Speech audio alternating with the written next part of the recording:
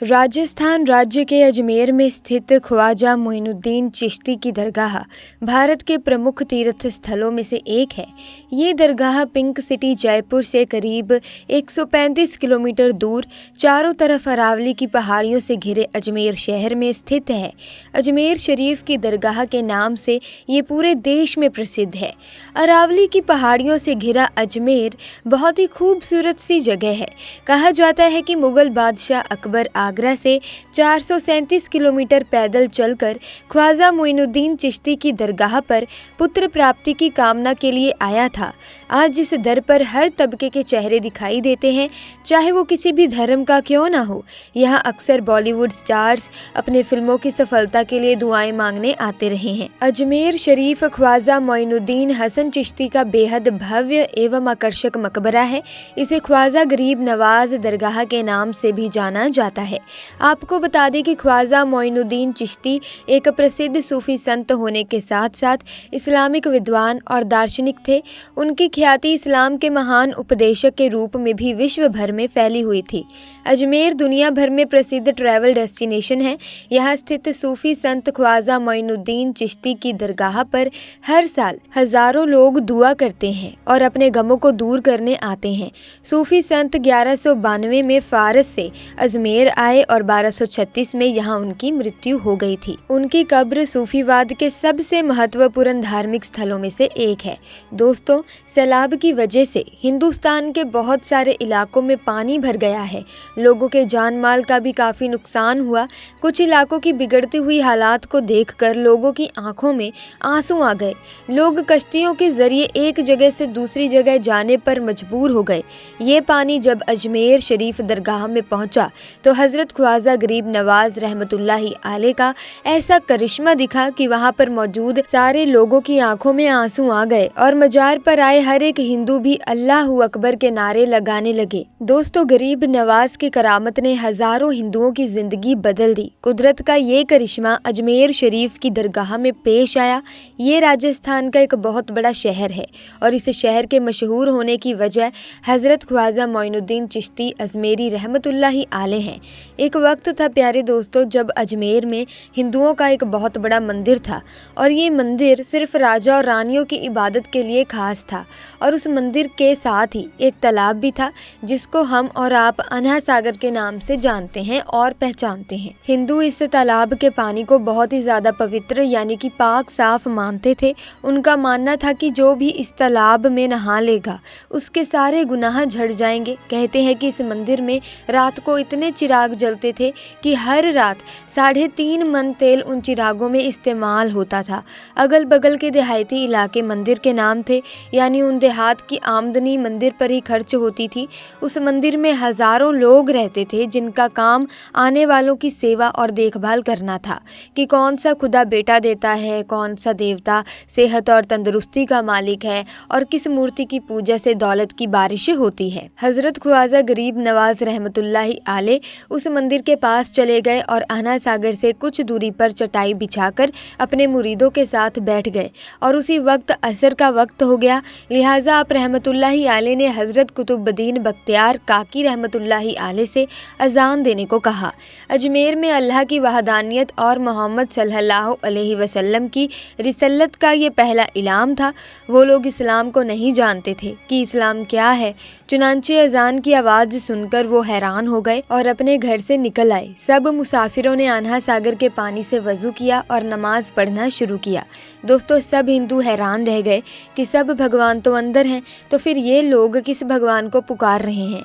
जब शाम हुई तो राजा के ऊँट जो दिन में चरने के लिए गए हुए थे अपने चरवाहों के साथ वापिस आने लगे। इत्तेफाक से जहाँ ख्वाजा गरीब नवाज रहमतुल्लाहि अलैह अपने साथियों के साथ बैठे हुए थे वो जगह राजा के ऊँटों के बैठने की जगह थी। चरवाहों ने ख्वाजा गरीब नवाज रहमतुल्लाहि अलैह से कहा, उठो बाबा, ऊँटों के बैठने की जगह खाली करो। आप रहमतुल्लाहि अलैह ने फरमाया कि इतना बड़ा मैदान पड़ा है, ऊँट तो कहीं पर भी बैठ सकते हैं, क्यों मुसाफिरों को तंग करते हो। लेकिन वो ना माने और जिद कर रहे हैं कि ऊँट इसी जगह पर बैठेंगे।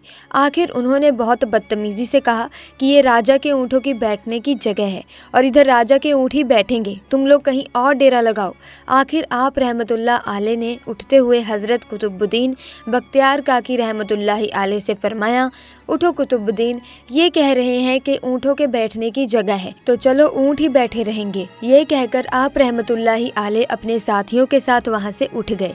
अगली सुबह जब ऊँटों को चराने का वक्त आया और उनको चराने के लिए ले जाने लगे तो चरवाहों ने ऊँटों को उठाना चाहा, लेकिन पता नहीं वो ऊँट तो उठने के काबिल ही नहीं थे। उन्होंने ऊँटों को मार मार कर जबरदस्ती उठाना चाहा, लेकिन वो बैठे ही रहे। चरवाहे बहुत ज्यादा परेशान थे। जो ऊँट उनके एक इशारे पर उठ जाते थे, आज क्या हो गया है, क्यों नहीं उठ पा रहे हैं। आखिर उन्हें याद आया कि कल उस मुसाफिर फकीर ने कहा था कि चलो ऊँट ही बैठे रहेंगे।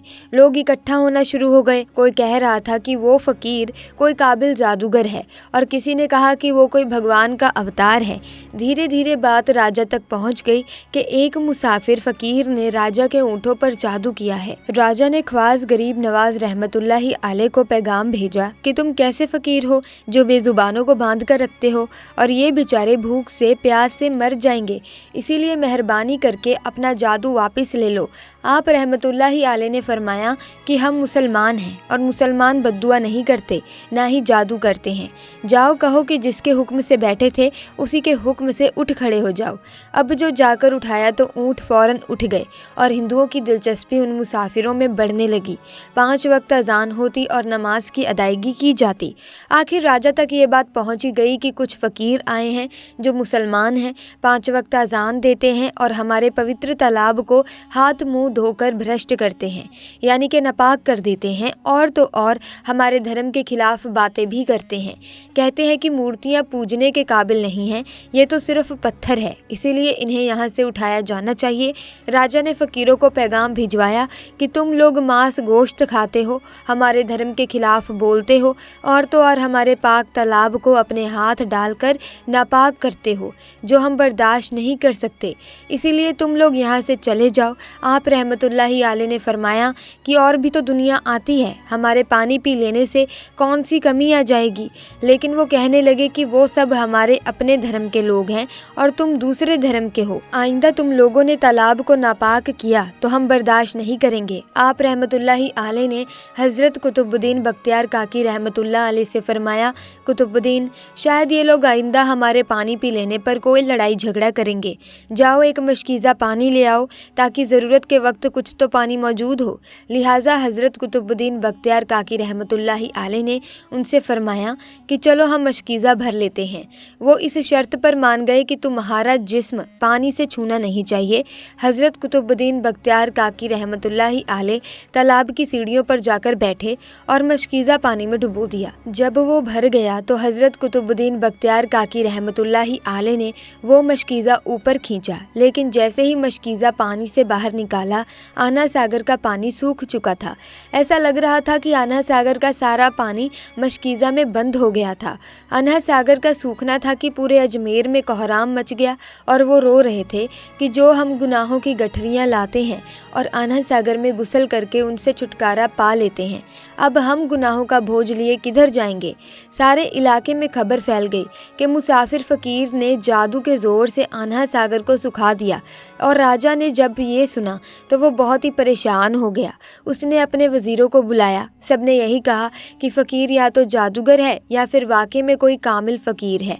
साथ ही वो परेशान हुए कि अजमेर की रौनक तो थी ही आना सागर के दम से, इसी वजह से तो लोग दूर दूर से अजमेर आते थे और अपना ईमान ताज़ा करके लौटते थे। आना सागर के सूख जाने से हिंदू धर्म के प्रचार को बहुत बड़ा धक्का लगा था और ये बहुत ही हैरान करने वाली बात थी। आखिर तय किया गया कि फ़कीर से बात की जाए। जाए। आखिर वो चाहता क्या है? अगर उसकी कोई ज़रूरत खाने पीने की चीज़ है तो हम मान लेंगे, या फिर सब मर्द, औरतें और बच्चे जाकर फ़कीर को मनाएंगे कि लोगों को परेशानी से बचा लीजिए और हम पर रहम कीजिए। हम पाप का बोझ उठाए किधर जाएं और कैसे सुकून पाएं? ये काम ज़्यादा आसान था। लिहाजा सारे लोग बाबा साहब रहमतुल्लाहि अलैह के पास आए और बोले, बाबा तुम भी वजू कर लिया करना, लेकिन भगवान के वास्ते हमारा अनहा सागर हमें लौटा दो। आप रहमतुल्लाहि अलैह ने हज़रत कुतुबुद्दीन बख्तियार काकी रहमतुल्लाहि अलैह से फरमाया, जाओ हज़रत कुतुबुद्दीन, मशकीज़ा वापस तालाब में डाल दो। जैसे ही मशकीज़ा तालाब में उल्टाया गया तो अनहा सागर किनारों तक उछल आया। उस पानी ने कई दिलों को धो डाला। हिंदू कौम की अपनी तारीखी किताबों में भी हिंदू इतिहासकार इस बात को मानते हैं कि उस शाम 32,000 हिंदू कलमा पढ़कर मुसलमान हुए थे। उन हिंदुओं के मुसलमान हो जाने से हिंदू पंडितों और आम हिंदुओं में भी गम और गुस्से का तूफान उठ खड़ा हुआ था और वो सोच में पड़ गए थे कि अगर फ़कीर कुछ दिन और इधर रुक गया तो देवी देवताओं का तो नाम लेने वाला भी कोई नहीं होगा। लिहाजा लोगों ने राजा को मजबूर किया कि जल्द से जल्द कुछ किया जाए। राजा ने मंदिर के बड़े पंडित रामदेव को बुलाया और उसे बाबा साहब रहमतुल्लाहि अलैह से मुकाबला करके जल्द से जल्द उन्हें हराने को कहा और अजमेर से बाहर निकाल देने का हुक्म दिया। दोस्तों, रामदेव अपने वक्त का माना हुआ पंडित था जिसके इल्मे काबिलियत की दूर दूर तक धूम मची हुई थी।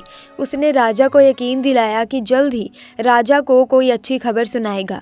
रामदेव बाबा साहब रहमतुल्लाहि अलैह के पास आया और उल्टे सीधे सवालात करने शुरू कर दिए। बाबा साहब रहमतुल्लाहि अलैह चुप रहे। जब रामदेव ने हद से बढ़कर शोर मचाना शुरू किया तो बाबा साहब रहमतुल्लाहि अलैह ने उसकी तरफ आंख उठाई और मुस्कुराकर फरमाया कि रामदेव, तू शोर मचा रहा है, पर मैं तेरे माथे पर ईमान का नोट चमकता देख रहा हूँ। इस निगाह और इस लहजे में ना जाने क्या जादू था कि रामदेव कदमों में गिर गया और रोते हुए बोला, बाबा जिस धर्म के तुम हो उसी धर्म में मुझे भी शामिल कर लो। सब लोग जो ये देख रहे थे देखते ही रह गए, हैरान थे, परेशान थे कि ये क्या हुआ। जो खरीदने आया था वो खुद बिक चुका है, जो जीतने आया था वो हार चुका है। पंडित रामदेव खुद ख्वाजा गरीब नवाज रहमतुल्लाहि अलैह के हाथों पर मुसलमान हो चुका था। सुभान अल्लाह। प्यारे दोस्तों, ये अल्लाह वालों की शान होती है। जब वो अल्लाह के हो जाते हैं तो सारी दुनिया उनकी हो जाती है। दोस्तों, हिंदुस्तान में सैलाब की वजह से कई घर, कई मकानात पानी में बह चुके हैं, डूब चुके हैं। इस वीडियो में आप देख सकते हैं कि पानी जब अजमेर शरीफ में दाखिल हो चुका है, जैसे ही पानी अजमेर शरीफ के बाज़ारों में पहुंचा तो ख्वाजा गरीब नवाज की ऐसी करामत दिखी कि पानी पीछे की तरफ जाने लगा। ये ख्वाजा गरीब नवाज की बड़ी करामत है जिसने देखने वालों का ईमान ताज़ा कर दिया। अल्लाह के वलियों की बेशुमार क़यामतें हैं जिन्होंने लोगों की ज़िंदगियों को बदल दिया। दोस्तों, आज की वीडियो में बस इतना ही। अगर वीडियो में बताया गया वाक़या अच्छा लगा तो वीडियो को लाइक करें, शेयर करें, चैनल को सब्सक्राइब करके बेल आइकन को प्रेस करें ताकि आने वाली नई वीडियोज़ की अपडेट आपको मिलती रहे। खुदा हाफिज़।